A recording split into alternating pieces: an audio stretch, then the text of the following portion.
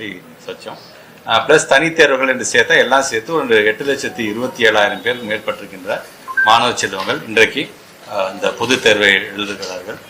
இதில் உங்களுக்கு ஏற்கனவே தெரியும், வழக்கம் போல தான் மாற்றுத்திறனாளிகள் என்று வரும்பொழுது அவங்களுக்கான கூடுதல் டைம் நம்ம ஒதுக்கீடு செய்வோம். 10 மணிக்கு குழந்தைங்கள்லாம் கிளாஸ் ரூம் வந்துட்டாங்க. 10 to 10:15 கொஸ்டின் பேப்பர் பார்க்குறது, நம்ம அவங்களுடைய டீட்டெயில்ஸை ஃபில் பண்ணுறதுலாம் முடிஞ்சு 10:15 1:15 வரைக்கும் தேர்வு நடைபெறும். ஒவ்வொரு கிளாஸ் ரூம் வெளியிலையும் குடிப்பதற்கான அந்த தண்ணீர் ஃபெசிலிட்டிஸ் செஞ்சுருக்கிறாங்களா, அந்தந்த ஸ்கூலுடைய கழிவறைகள் சுத்தமாக இருக்கிறதா அப்படிங்கிறதை உறுதி செய்திருக்கிறோம் நாங்கள். ஸோ ஒட்டுமொத்தமாக ஸ்கிரைப் அப்படின்னு வரும்பொழுது, உதாரணத்துக்கு இந்த பள்ளின்னு பார்த்தீங்கன்னா ஒரு 2 பெண் பிள்ளைகள் வந்து எழுதிட்டாங்க. நாங்கள் போய் பார்த்தோம்னாங்க. ஆசிரியர் பெருமக்களே வந்து பல பேருடைய கோரிக்கைகளை ஏற்று இன்னைக்கு ஆசிரியர்களையும் வந்து நாங்கள் அதுக்கு நியமிச்சிருக்கோம். ஏறத்தாழ 7,400க்கும் மேற்பட்டிருக்கின்ற மாணவ செல்வங்கள் இன்றைக்கு ஸ்கிரைப் மூலமாக எழுதுகிறாங்க. ஸ்கிரைப்பில் எழுதுறவங்களுக்கு என்றைக்குமே எக்ஸம்ஷன் உண்டு. லாங்குவேஜ் அப்படின்னு வரும்பொழுது எதர் இங்கிலீஷ் ஆர் தமிழ் அப்படிங்கிற அளவில் இன்றைக்கி அதுவும் இன்றைக்கி முறையாக இன்றைக்கி எழுதிட்டு இருக்காங்க. ஸோ மாணவ செல்வங்களுக்கும் பெற்றோருக்கும் நான் வைக்க வேண்டியது ஒன்று தான். இந்த மாதிரி நேரத்தில் டைம் மேனேஜ்மெண்ட் மிக மிக அவசியம். இரவு முழுவதும் கஷ்டப்பட்டு கண்ணை முழிச்சு படிச்சுட்டு சரியாக சாப்பிடாம உடம்பை கெடுத்துறதுக்கு பதிலாக குறிப்பிட்ட நேரத்தில் இந்தந்த காலகட்டத்தில் இந்தந்த பாடங்களை படித்து முடிச்சுட்டு உரிய ரெஸ்ட் எடுத்துட்டு அதுக்கப்புறமேட்டு நீங்கள் எக்ஸாம் ஹாலுக்கு வரணும்.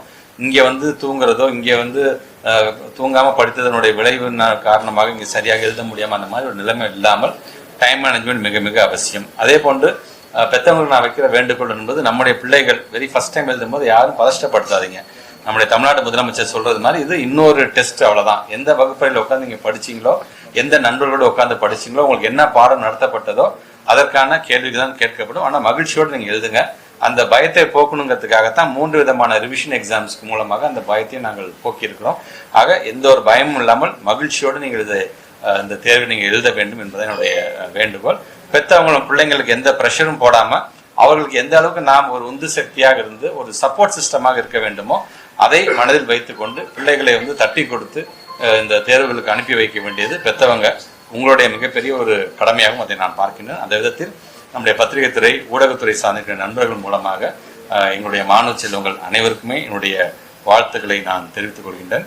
அதே மாதிரி இத்தனை நாட்களாக உங்களுக்கு பயிற்சி தந்த எங்களுடைய பெருமதிப்புக்குரிய ஆசிரியர் பெருமக்கள், ஏன்னா அதுக்கு அவர்களுக்கான ரிசல்ட் வந்து வெறும் ஸ்டூடெண்ட்ஸ்க்கான ரிசல்ட் மட்டுமல்ல, ஒரு டீச்சர்ஸ்க்கான ஒரு ரிசல்ட்டாகவும் ஒரு 2 மாத காலத்தில் வரக்கூடிய அந்த ரிசல்ட் அமையும். அதனால அந்த டீச்சர்ஸ்க்கும் ரொம்ப அந்த பணியை செய்திருக்கின்ற ஒரு தொண்டு உள்ளத்தோடு செய்திருக்கின்ற என்னுடைய டீச்சர்ஸ்க்கும் இந்த நேரத்தில் என்னுடைய வாழ்த்துக்களை நான் தெரிவித்துக் கொள்கிறேன்.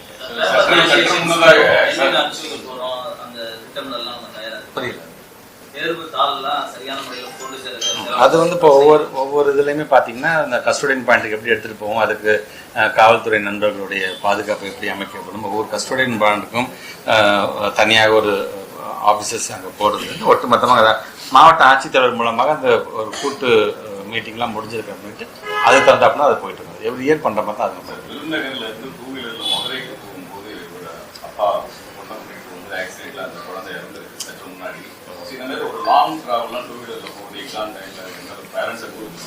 Okay, very sorry for that loss. இது வந்து ஈடு செய்ய முடியாத ஒரு இழப்பு.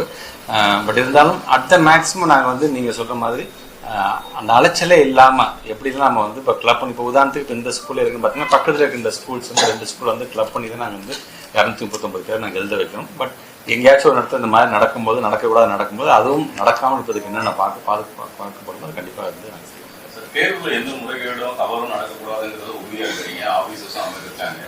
ஸ்ட்ரைக் விஷயத்துல சில சர்ச்சைகள் கடந்த ஆண்டு வரைக்கும் வந்தது. அதனால சில மெத்தட்லாம் இந்த முறை மாற்றி அறிவிச்சோம்.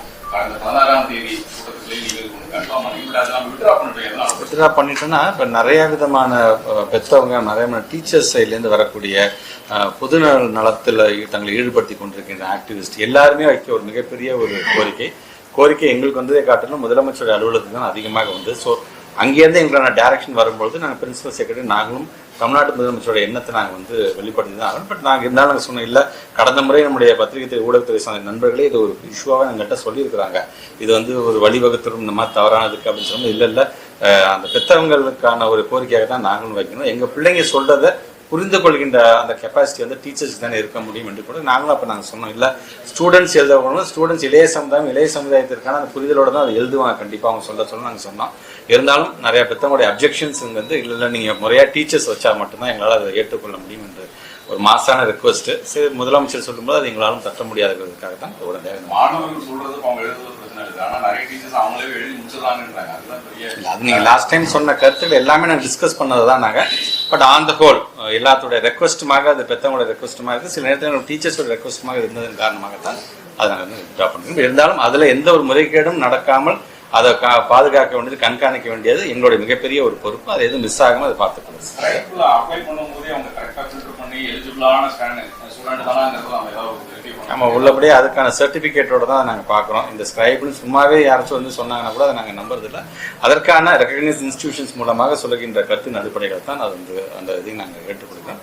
கண்டிப்பாக எந்த தவறும் நடக்காமல் நீங்கள் சொன்ன மாதிரி தான் ஒவ்வொரு நாளும் ஆஃபீஸர்ஸ்கிட்ட சொல்லியிருக்கீங்க, ஒவ்வொரு நாளும் தேர்வு முடிந்ததுக்கு பிறகு எத்தனை ஆப்சன்டீஸு ஏதாச்சும் வந்து மால் ப்ராக்டிஸ் நடந்திருக்காங்க டீட்டெயில்ஸும் கண்டிப்பாக எடுக்க வேண்டும் என்று சொல்லியிருக்கோம். அது கண்டிப்பாக இன்னிலிருந்து அது கண்டிப்பாக வரும். பொதுவாக நாங்கள் ஈவினிங் டயத்தில் தான் வெளியிடும். முடிஞ்சதுக்கு அப்புறமேட்டு ஏன்னா வெறும் ஒரு ஸ்கூலுக்கு மட்டும் இல்லை, ஒட்டுமொத்த தமிழ்நாடு முழுவதும் இந்த டேட்டா கேதர் பண்ணதுமேட்டு லாஸ்ட் டைம் அதை நம்ம பண்ணலை. பட் அதுக்கு முந்தின டைம் அதை நம்ம பண்ணோம். இந்த முறை அதே டயத்தில் நம்ம கண்டிப்பாக ஆஸ்பர் அதை ஒன்று மாற்றுறது. தேங்க்யூ.